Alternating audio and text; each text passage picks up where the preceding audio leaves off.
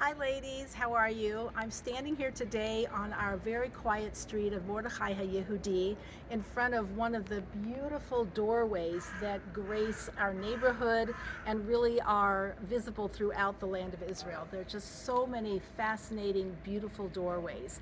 And I wanted to talk about doorways today because in this week's Parsha, Parsha Bo, the Jewish people are given the commands of what they're supposed to do on the eve of their liberation from Egypt. And they are told that everyone is supposed to go into their house and shut the door. And on the door, we know it's going to be marked with the blood of the Passover offering, and they're supposed to stay inside with the door closed while God is the one who effects the killing of the firstborn that night. It's interesting that we have this juxtaposition of closed doors on a time that is celebrating the freedom of the Jewish people. We tend to associate open doors with freedom. Open the door, let it all hang out. But the truth is that a closed door is a symbol of true freedom. That when we are free to set boundaries on our time, boundaries on our body, boundaries on our mental space, all of that is a sign of true freedom.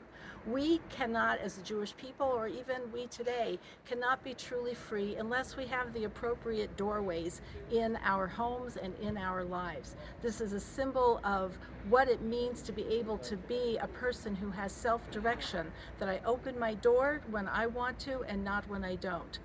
Very tellingly, I worked for a company early on in my career that had a very hostile approach to women.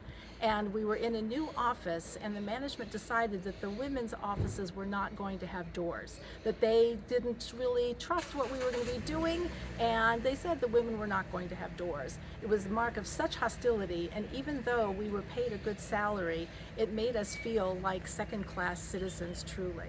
So a person who has a door, who can say, I'm closing the door to this is my private space, these are my boundaries, this is a sign of true freedom. The Jewish people have this as a symbol to them before they are liberated as a nation, that first they have to understand and be able to actually experience what it means to be able to close the door and to say no to those who would oppress from the outside. May we be liberated with the closing of doors, letting in what is appropriate, keeping out what is not, and so that we can identify what our true life is meant to be, which is one of self-direction in the context of national liberation. Have a great week.